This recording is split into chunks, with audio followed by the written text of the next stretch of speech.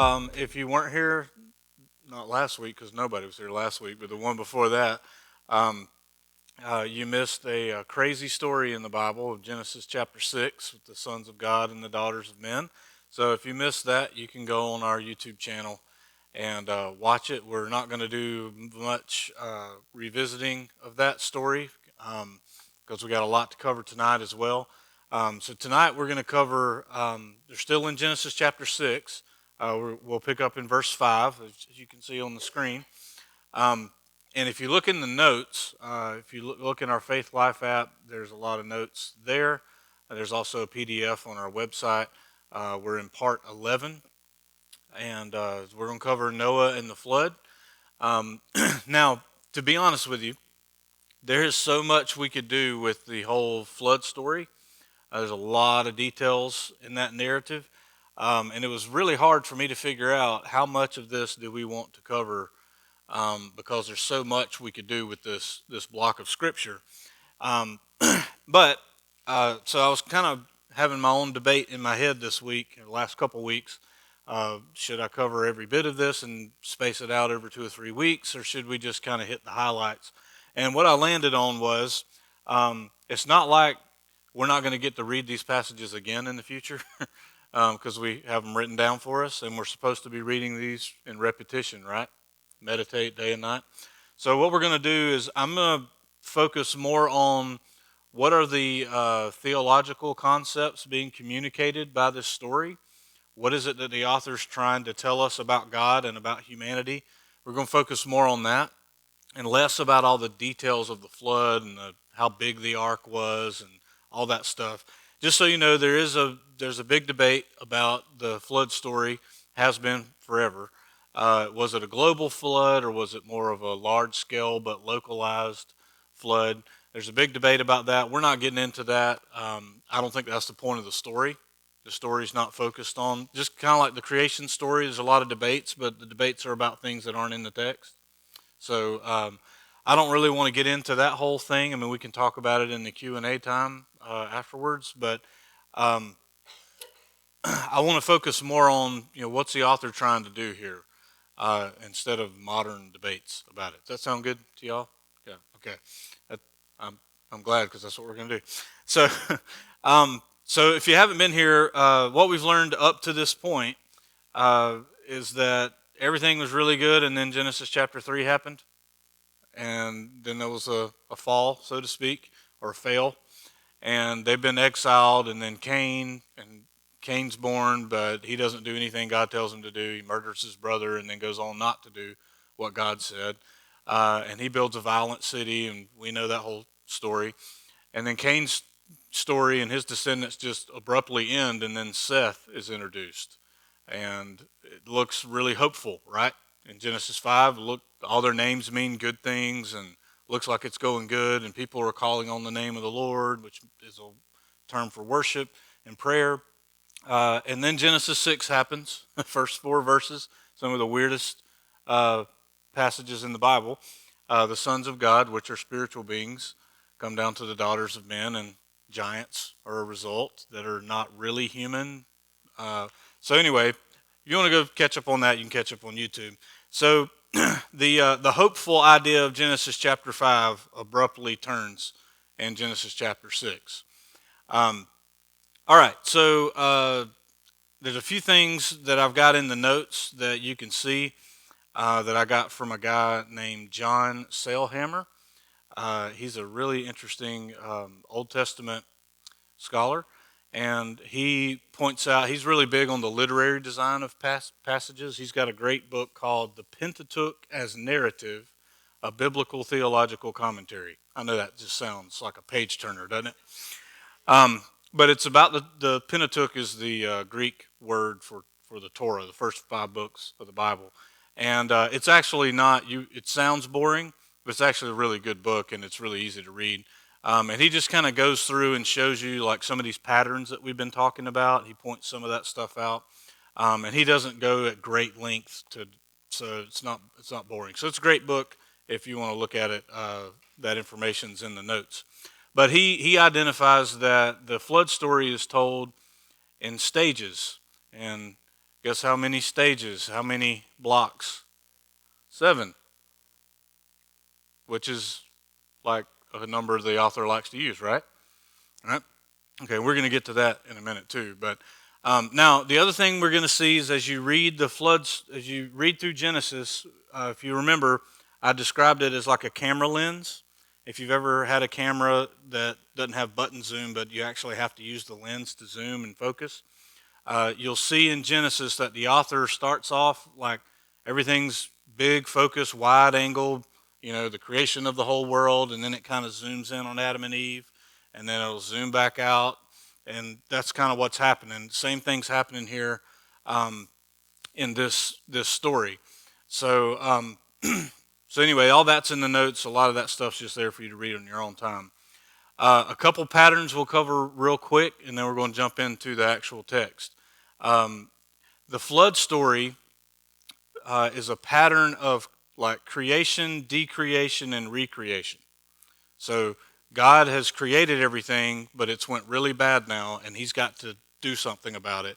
So He like decreates everything. Because if you remember in Genesis chapter 1, verse 1 and 2, what's there? He creates the heavens and the earth, and what does the earth look like? It's without form and void, and the Spirit of God's hovering over the face of the deep waters. So it's just water, okay? The flood story is a return to Genesis chapter 1, verse 1 and 2. So he's returning it back to that state, covering it with water, starting over, okay? You'll see this same thing is going on in Exodus, the 10 plagues on Exodus. If you follow the 10 plagues and follow the creation story, you'll notice similarities. He's actually like decreating Egypt is what he's doing. And he takes a nation out and creates a new nation. So this whole decreation, recreation thing is going on. The other thing is salvation through water is a big pattern that starts here. So what's the next story you can think of where someone's going to have to go through water to be saved or delivered?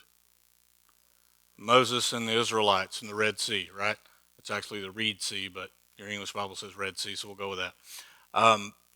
Then later on in the story, Joshua leading the Israelites into the Promised Land, they have to go through something. Do you know what it is?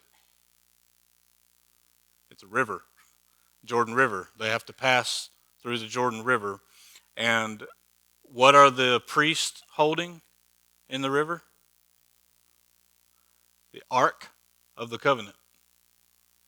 Okay, so they're going through. When they get in the river with the Ark, the river stops and they cross through. In the New Testament, somebody's going to come on the scene named Jesus. And he's going to, before he starts his ministry, what does he do with John the Baptist? Okay, he's going to go through water, right? So, and then for us, baptism is the same symbol. We're dying and being raised to new life, right? In Revelation, interestingly, at the end of Revelation, in the new heavens and new earth, the author specifically says, and there was no more sea. There's no more dangerous, chaotic waters in the new heavens and new earth. Now, does that literally mean there's no salt water and we can't catch trout or redfish anymore? I don't think that's what we're supposed to think. I think there's nothing dangerous that's going to decreate again. That's the idea that's behind that. But there is a river of life in the new heavens, new earth. So anyway, that's some patterns that get set up in this story that run throughout the Bible. I just wanted to mention those. All right, ready for some Bible text? Yeah, good. That's where you like answer. That'd be great.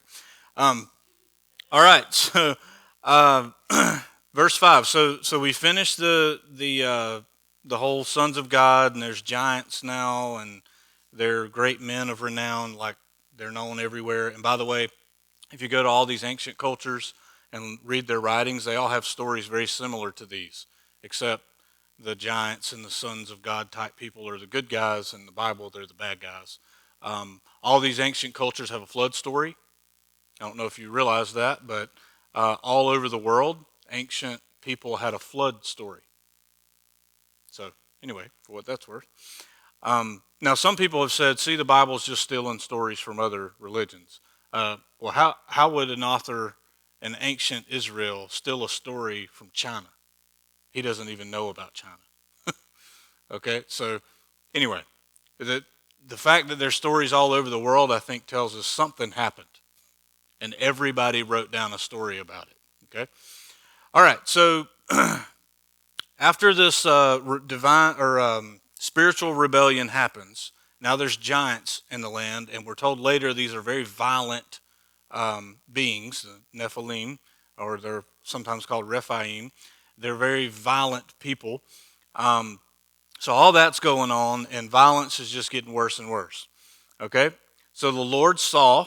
Now, have you seen that term before? The very first times in Genesis 1, the Lord saw that it was good. What's the Hebrew word for good? Tov. See, you're learning. You're learning Hebrew. You never thought you'd learn Hebrew from a Taylor County redneck, but there you go. So the Lord saw that it was good in Genesis 1, but as it progresses, he's not seeing that it's good anymore.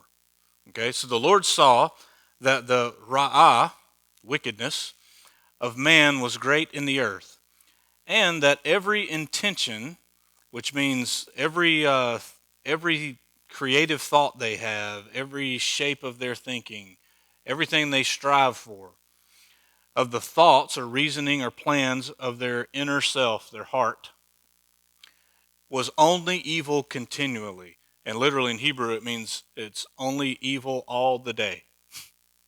So all day long, all they do is think up evil things to do. The earth has gotten to that point. So what we can understand from this is a lot of time has gone by.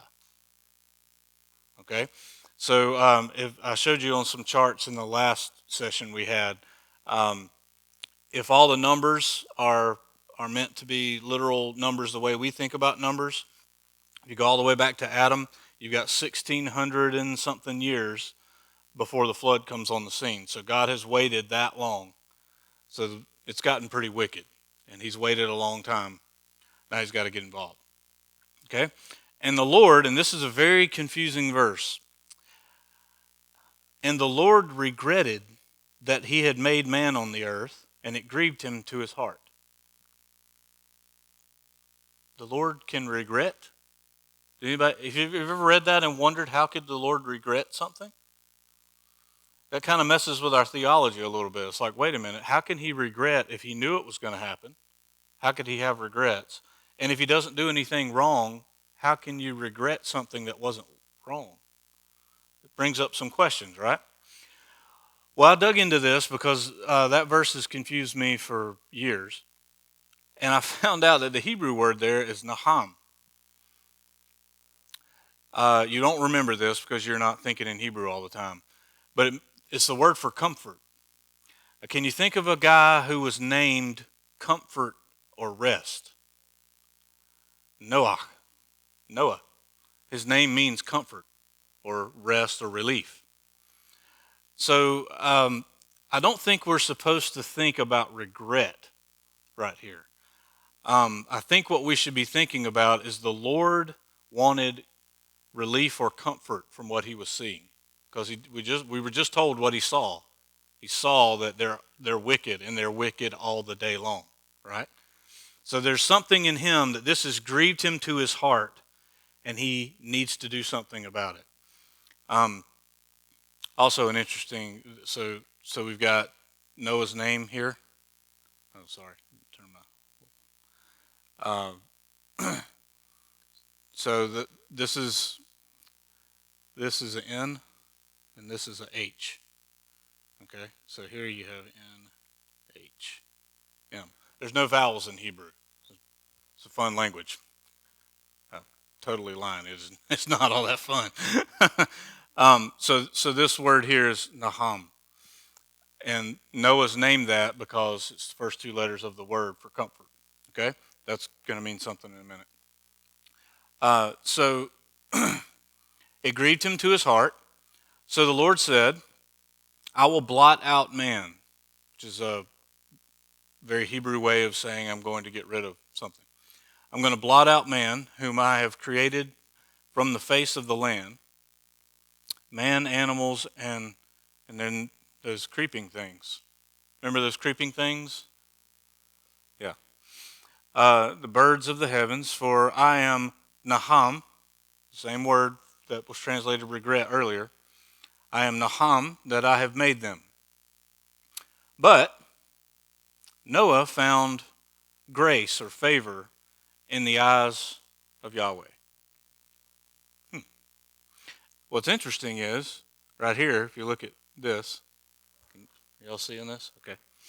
Um, the word for grace is Noah's name reversed. So you say, well, who cares? Well, the author cared, and I think all of this is intentional. The author of Genesis loves to use word plays, and he likes to take letters and switch them around, and he does this intentionally. All of this is intentional. This is how they write. Okay, and if you're an ancient Israelite reading Hebrew, you would notice all this stuff. We miss it because we're reading in a different language. We don't see it. But Noah's name spelled backwards is the word for grace or favor. So it's like God is going to reverse something with Noah. He's going to destroy everything, but he's going to reverse the situation, the bad, wicked situation, through a guy whose name means comfort or relief. See what's going on here? This might be totally boring to you, but I find this stuff fascinating. And then then this weird thing happened. Oh, and these are the generations of Noah. It's like, wait, changing the subject. But that's, remember, a genealogy or even a mention of one is like a transition. Okay, this happens repeatedly throughout the Torah. So now we're going to focus in. We were wide angle lens. The whole world's wicked. Everybody's wicked all the time, right? And now we're zooming in to one guy named Noah. Okay? Now Noah was a righteous man. And when we think righteous, we think perfect. Often we do. We should not be thinking that. Righteous means right standing or right relationship. Okay? It doesn't mean perfect. There's another word for perfect that they could have used. They didn't use that one. They used this word Sadiq. And Tzedakah is another variation of that gets translated righteousness or righteous. So Noah's a right standing or right relationship with God kind of guy.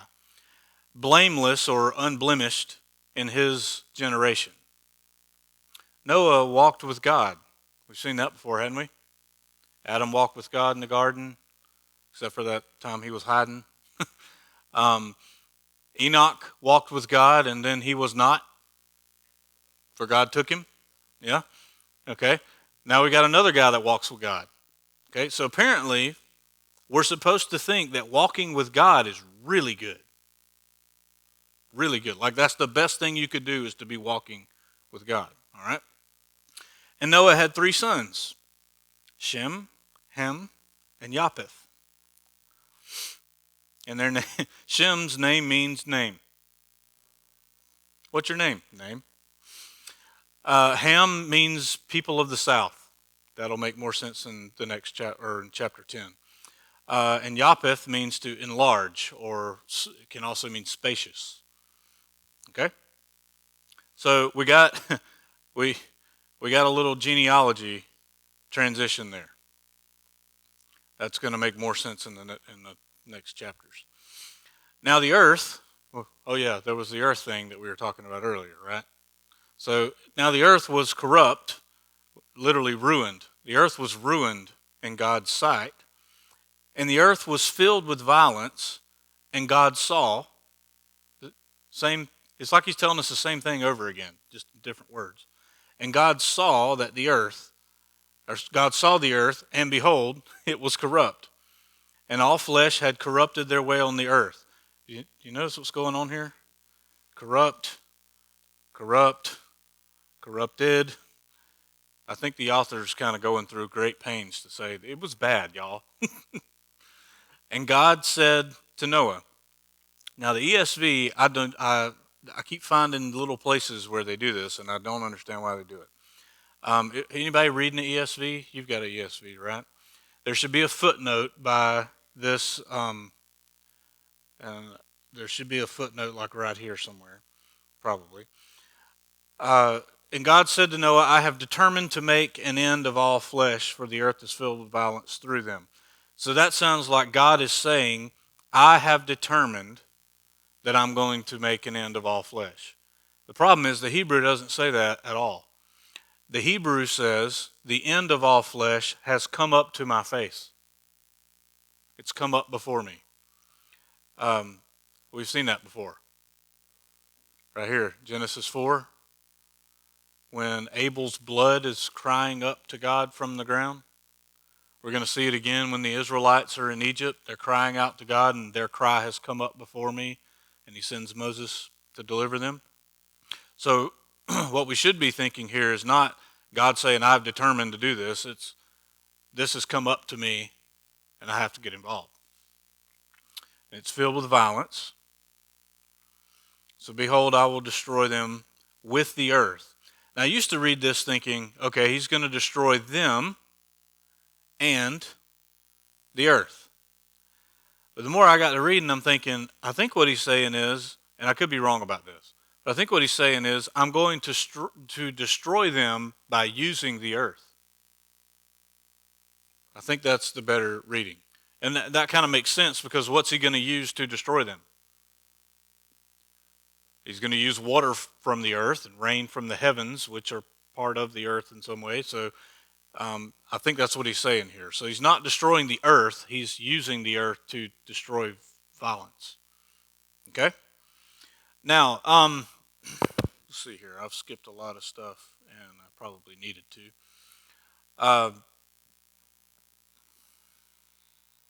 Like I said, this is one of those things where I have to decide what not to do. I think what we need to do is not go through the entire flood story verse by verse. So there's a lot of stuff in there about Noah building the ark. I've put some stuff in the notes somewhere. I can't find it right now. That kind of goes through some interesting insights that you can find in there. And then we're gonna skip to chapter 8 here in a second. Let's talk about this Noah guy bringing rest. We'll get back to the text in just a second. Okay, so in Genesis 2, in this passage of the flood, it sets up a pattern that God brings comfort or rest through a man. Noah's name means comfort or rest. He's bringing that to humanity. Now, he's destroying humanity, but he's restarting humanity, and they're supposed to have rest and comfort, right? Okay? We have to go all the way into chapter 9 to figure that out. But how long does that last with Noah? He gets off the boat, he plants a garden, makes a sacrifice. Good. And then what? He gets drunk, and then there's that whole weird story that we'll probably have to cover next week. We will cover it next week. There's not going to be enough time tonight. So this pattern of God using a man to bring about comfort or rest for humanity is a pattern. So it starts in Genesis 2. God creates Adam and Eve, and they're supposed to be like priests to humanity. They're supposed to spread the garden everywhere. The garden of delight, that's what Eden means. And in this story, he chooses Noah. And interesting, in chapter 9, the first thing Noah does is he starts acting like a priest. He's making sacrifices and that kind of thing. In Genesis 12, God's going to choose another guy named Abram, right? And he's going to create him to make a nation called Israel, which is to be a nation of priests. Do you see a theme? God's choosing people to be priests, right? In the New Testament, God sends a man, Jesus, to bring comfort and rest. Jesus literally said, come to me, all you who are weary and heavy laden, and I will give you rest. Yeah. And Hebrews chapter 4 tells us Jesus is the high priest for all of humanity. So we don't need a human priest anymore. We have the Son of God as our high priest. But then that's not it. Jesus promised to give us a helper or a comforter. Who's that? Holy Spirit. Yeah. John 14 tells you about that. Jesus' followers become a kingdom of priests. That's 1 Peter 2:9, who bring the gospel of salvation, comfort, and rest to humanity. You can read about that in Hebrews chapter 4 as well, where we're to go invite people into the Sabbath rest of God, which is salvation. Right? And because of God's salvation through Jesus, all who die in the Lord from now on are blessed and receive rest. That's Revelation 14. So it's a theme. Starts in Genesis 2, ends in Revelation. The end of Revelation goes all the way through. So all that's in your notes if you want to go chase that down. The other thing we need to understand about this, about Noah being blameless and righteous. The key here that we need to understand, Noah is a man of faith. Because what we're going to see is God's going to tell him to do something that's really weird. Build a massive box. Not boat, it's a box. An ark is a box. Build a massive box. 3 stories, huge. Why am I doing this, God? Well, because something's going to start falling from the sky called rain. What is rain? He's never seen rain before. So you can imagine all of the people around him as he's out there cutting down trees and building this huge box. What are you doing, Noah? Building a boat? For what? It's going to rain. Really? I don't know if I hesitate to even mention this. Have you ever heard Bill Cosby's story about Noah? It's hilarious. I know Bill Cosby's like, there's all that stuff. I'm not condoning Bill Cosby. I'm just saying. If you go listen to that, it's probably like an accurate depiction, What are you doing, Noah? I'm building a boat. Right. It's going to rain. Right. Yeah. So he tells him to do this really weird thing that's going to take a really long time, and Noah's an old guy. Well, by our standards, he was old. And then the very next verses, Noah just starts building. He does what he's supposed to do. So he believed God, and he did what he said. We'll find out later in Abraham's story, Abraham believed God, and it was credited to him or counted as righteousness. So how do you be righteous? Be loyal to Yahweh. Be loyal to God. That's what faith means, to be loyal, not just to believe. Believe is obvious. You got to believe to be loyal. But it's the loyalty part. That's what makes you righteous. It's not that you're perfect. It's that you're on the right team. So you're declared righteous. Okay? Let's see here. Where was I at? All right, let's skip to chapter 8, shall we? I don't guess you have a choice, so here we go. All right. So the flood has happened. There's all this rain, and the fountains of the deep are bursting forth, and there's water coming from underneath the earth and on top of the earth, and it's bad. All right? So fast forward, the flood's ending. But God remembered Noah. We're in chapter 8 now. And all the beasts and all the livestock that were with him in the ark. Now, God remembered Noah. Does that mean that God forgot about him for a while? Probably not. This is just the Hebrew way of saying that God honored his promise to Noah. He remembered Noah. We're going to see in a minute when he starts talking about the rainbow. When I see the rainbow in the clouds, I'll remember my covenant with you. It's not that God needed to be reminded. It's that we needed to be reminded that God is always going to honor his promise. Okay, so God remembered Noah. So God made a ruach. You seen that word before? Wind, or it can mean spirit. It can mean breath. God made a wind blow over the earth, and the waters subsided. I'll put that in a box and put a P here because it's a pattern you'll see again. It started in Genesis chapter 1. The Spirit the Ruach of God is hovering over the face of the waters. Then we see it here. Then we're going to see it later in the Exodus story at the Red Sea.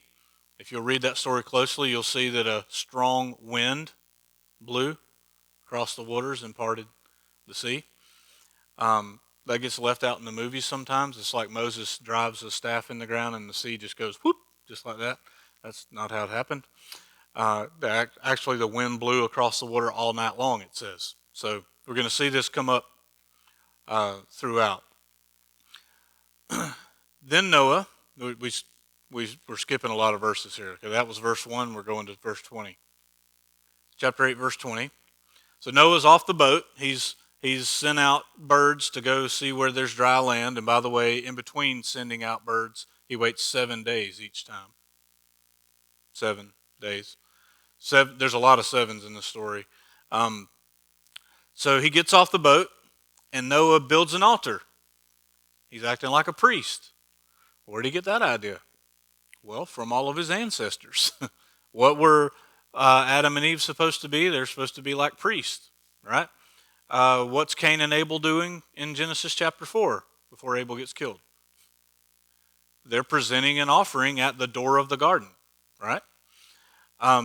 So they've learned this, all right? So Noah gets off the boat and he goes, this is a good time to build an altar and make a sacrifice, not only for me and my family, but for everyone who's going to come after us, because God's starting over.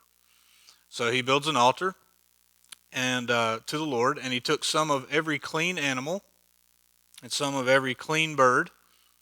These are all terms that come up again later in the law, in Leviticus. You weren't to offer something that was unclean to God. And they offered burnt offerings on the altar. And then this is an interesting verse. And when the Lord smelled the pleasing aroma,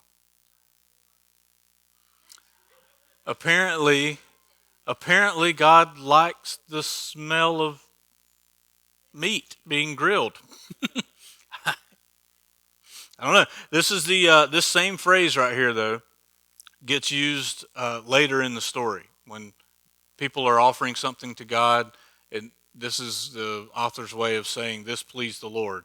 So, are we really supposed to think that the Lord has a nose and likes the smell of meat? I'm not sure. I'm cool with it if it is, though, because that means I really am made in his image. Because when you put a steak on the grill, it smells great, and it pleases me. So when he smells this pleasing aroma, I think we're supposed to think when he's seeing what Noah is doing, making a sacrifice, even though God has not told him to do that. I think we're supposed to think he's doing this on his own. The Lord said in his heart, and my question is always, well, how did the author know that? But regardless, the Lord said in his heart, I will never again curse the ground because of man. Well, wait a minute, I thought this whole thing was about destroying violent humans. Well, apparently it was, but there was more to it than that. He says, okay, I'm not going to curse the ground, the earth, the land, because of what man is doing. So why? Well, in Genesis chapter 3, remember, he tells Adam, cursed is the ground because of you, right? And it's no longer going to yield to you its strength. You're going to have to work at it to get it to make stuff for you. Remember, in Genesis chapter 3, the humans are not cursed. Only two things cursed, the serpent and the ground. All right? And if you remember in chapter 5, when Noah is named by his father Lamech, he names him Noah so that maybe this one will give us comfort or relief from our curse of the ground. All right? So God's saying, all right, now I'm never going to do this again. I'm not going to curse the ground because of what man does. And I always think, well, I guess not, because the ground couldn't help it. But anyway, for the intention of man's heart is evil from his youth. Now, that does not mean they're born evil, because it doesn't. This is not the word for newborns. This is the word for someone young enough that they're not married yet. So it's a young person. Okay? So at some point in a person's life, they begin to sin and be evil. And we all know that's true, right? I don't think anybody in here thinks your newborn baby was sinning right in front of you. I mean, I know they come out screaming. I get it. Okay, but that's actually necessary. So at some point, everyone, even in a young age, begins to be evil.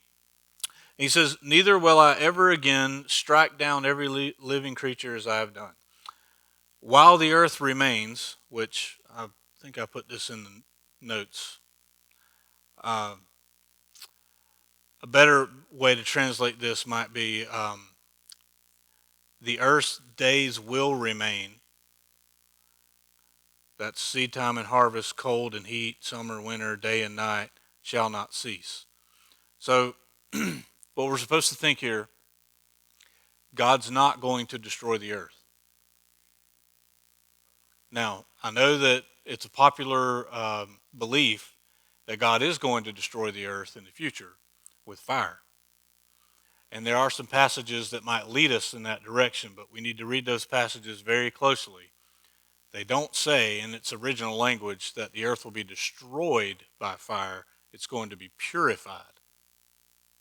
And it's not really clear whether this is in 2 Peter, if he's being literal or if he's saying the earth is going to be purified. Is it literally by fire, or is it that God's going to do something that's going to purify the earth and make it new? Because we know there's going to be a new heavens and new earth. But it's not all new. It's a renewed earth. Okay. That's a whole rabbit hole of stuff we can get into later. But right here he's saying, look, the earth is going to remain, it shall not cease. All right. Any questions so far? Okay. Ready for chapter 9? This is like the most Bible we've covered in a night. All right. Chapter 9, verse 1. And God blessed Noah and his sons and said to them, sound familiar? Be fruitful and multiply and fill the earth. We're starting over. And remember this idea of being blessed, right?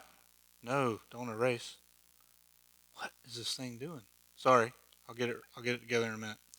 Blessed is purpose. It's not a Mercedes. Okay, it's purpose. Because every time God blesses someone in Genesis, it says, and God blessed them and said to them, and He gives them a job, gives them a purpose. Be fruitful and multiply, fill the earth. The fear of you and dread of you shall be upon every beast of the earth and upon every bird of the heavens and everything that creeps on the ground and all the fish. Fear of you and dread of you. So this sounds a little weird, but I think what we're supposed to get is that before the flood, humans and animals existed in harmony. They weren't scared of each other. There was no problems. But apparently now, the animals are going to be afraid of you. And we still see some of that today, right? I mean, most animals are scared of you. Like people, back when I was wakeboarding a lot, people would always say, aren't you afraid of gators in the Swanee River? Aren't you afraid gators are going to get you? Most of the time they run from you. Now, you can be stupid and run to one and you'll have a problem, okay? But most of the time they're scared of you, okay? So we still see this to some extent today. He says, into your hand they are delivered. Every moving thing that lives shall be food for you. And as I gave you the green plants, I give you everything. Remember, up to this point, they were eating fruit and plants. They weren't eating animals. So now they're going to be allowed to. Maybe that's why they're going to be afraid of you. Like, these humans used to be really great, and they killed my cousin last week and ate him. I'm being silly. Verse 4, but you shall not eat flesh with its life, that is, its blood. The blood is its life in their mindset. We're going to see this again in Leviticus, right? Don't eat meat with the blood still in it. That's a verse that's in the same paragraph as the verse about not getting tattoos. So if you have tattoos and somebody says you're going to hell because you have a tattoo, say, did you eat a steak recently? Did it have blood in it? Yeah. Well, we're going to hell together.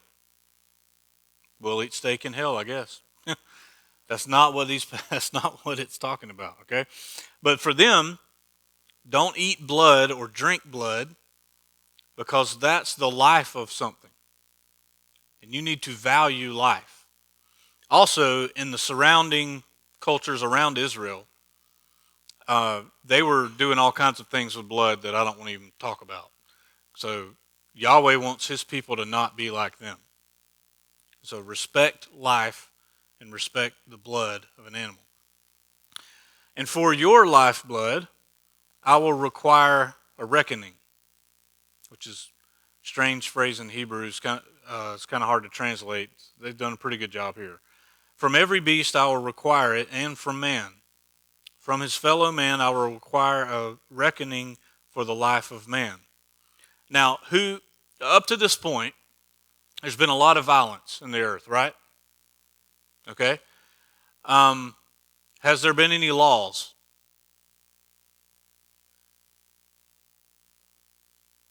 Did you read any laws about murder in Genesis 1 through 6? No? Did you see anything about justice? Nope. It was this open season. People were just killing each other off. This is why God has to get involved. We often read the flood story. Now listen closely about this. This is very important. We often read the flood story like God's this big angry guy who annihilated everything. The way we need to read this story is we were going to annihilate ourselves. We were going into extinction quickly. So God picks out one family who's been walking with him, gets rid of the violent, evil, with every intention all the day long people, so he can restart humanity so it doesn't go extinct. That puts a different spin on the flood story, doesn't it? I mean, it's still not the most beautiful story in your Bible. You know, I know we paint Noah's Ark on our kids' rooms and stuff like that, you know, but you don't ever draw the drowning people on, do you? Like, just saying. Our kids' books, you know, they don't really tell the flood story like it really is, but whatever. So up to this point, there's not been any way to deal with this murder and violence problem. God deals with it, and then he tells Noah, now you as a group of humanity, this is how this is going to go. One of you kills another one, that murderer has to die. Why? Because you don't want to end up back at the beginning of Genesis chapter 6, where everybody's filled with violence and we're going into extinction again. We're going to need law. We're going to need rules. We're going to need consequences. This is capital punishment. Okay? From his fellow man I will require a reckoning for the life of man. And then God gives us a poem. Whoever sheds the blood of a man, by man shall his blood be shed. For God made him in his own image. Here we're being told why this is a big deal. People are made in God's image. That's why we don't kill them. Because to attack a person is to attack the image of God. You'll see this later in the New Testament. I think in 1 John, he tells us when you hate someone, you are hating the image of God. That's why Jesus comes on the scene and goes, hey, if you hate somebody, I know you think you're like off the hook because you didn't murder them, but if you hate them, you're murdering them in your heart. So what did they do with Jesus? They murdered him. So I thought someone would laugh about that, but nobody did. Okay. And you, just in case you didn't get it the first time, Noah, be fruitful and multiply and increase greatly on the earth and multiply in it. It's always funny. When you see them repeated, it's like, okay, apparently they weren't listening very well. Then God said to Noah and to his sons with him, behold, I will establish my covenant with you with you and your offspring after you, and with every living creature that is with you, the birds, the livestock, every beast of the earth with you. Notice this keeps coming up. He's talking about the ones who are on the ark with you, making a covenant. And as many as came out of the ark, it is for every beast of the earth. You see how much repetition's in these verses? It's the author's way of saying, slow down and pay attention to the details. I will establish my covenant with you. What is that covenant? Well, that I will never again shall all flesh be cut off by the waters of the flood. So I'm not going to do this again. And never again shall there be a flood to destroy the earth. And God said, this is the sign of the covenant.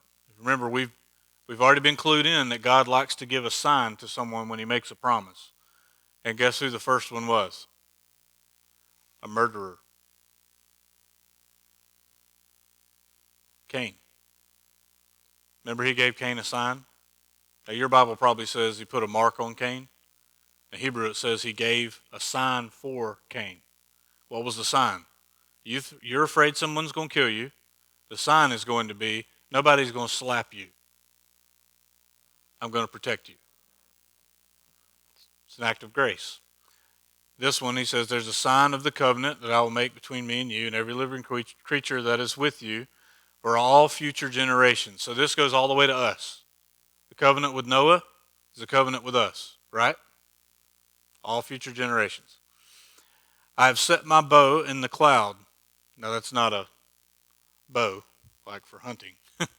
We all know what that is, right? Rainbow.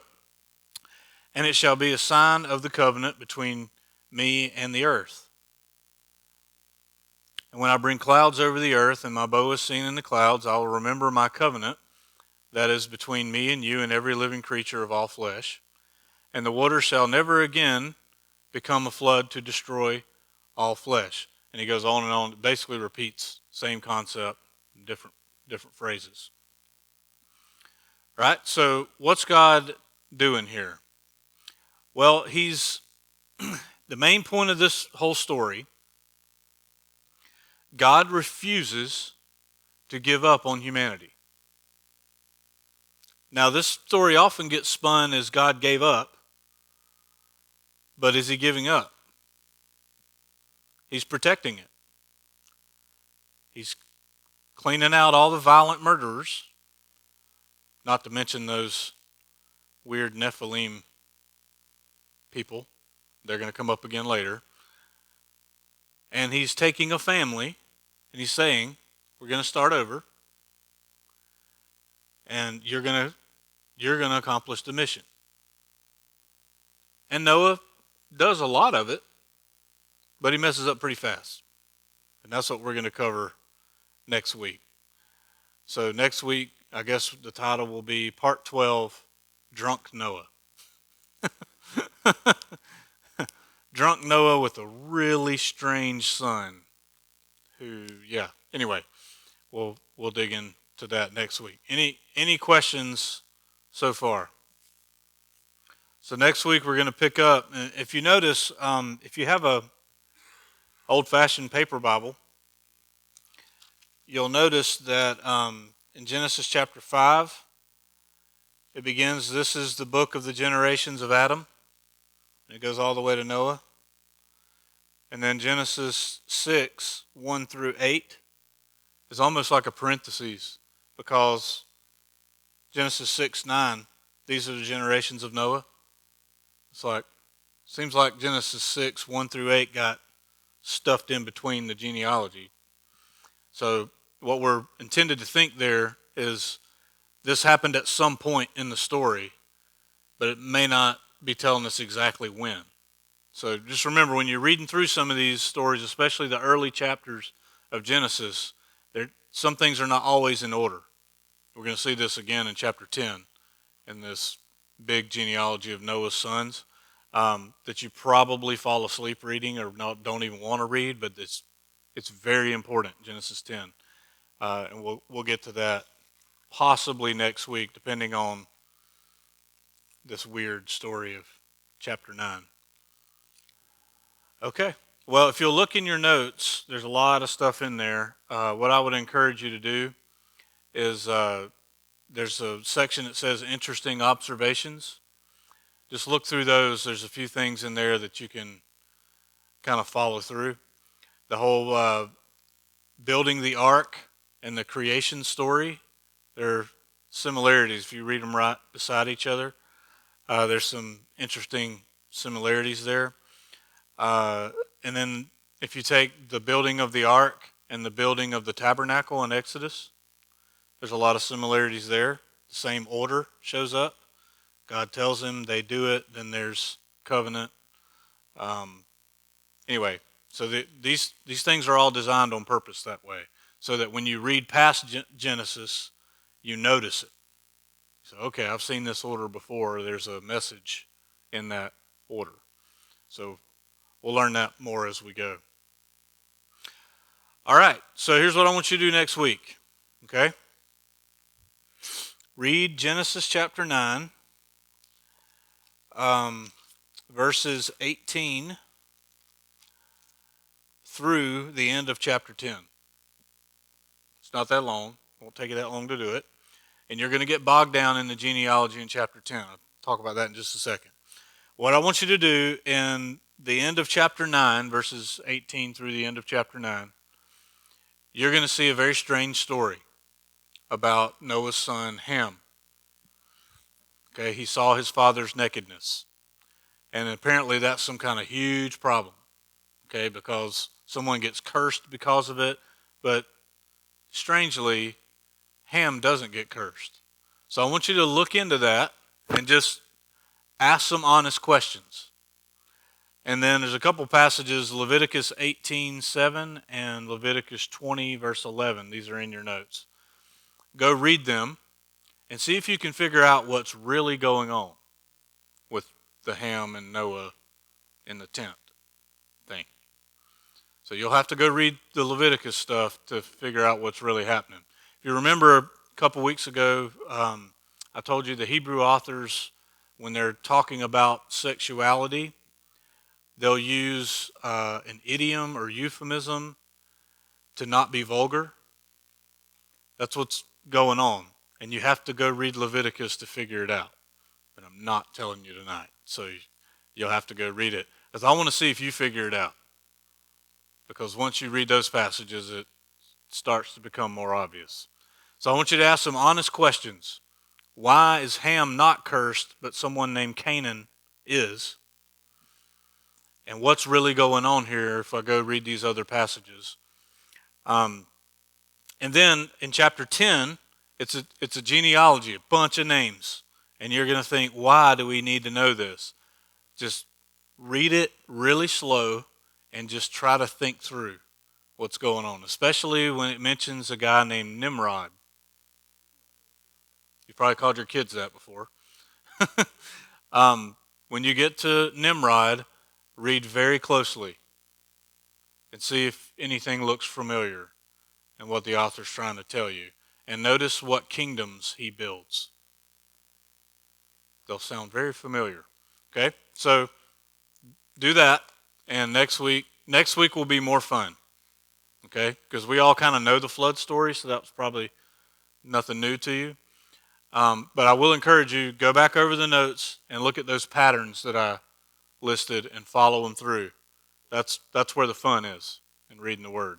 So, all right.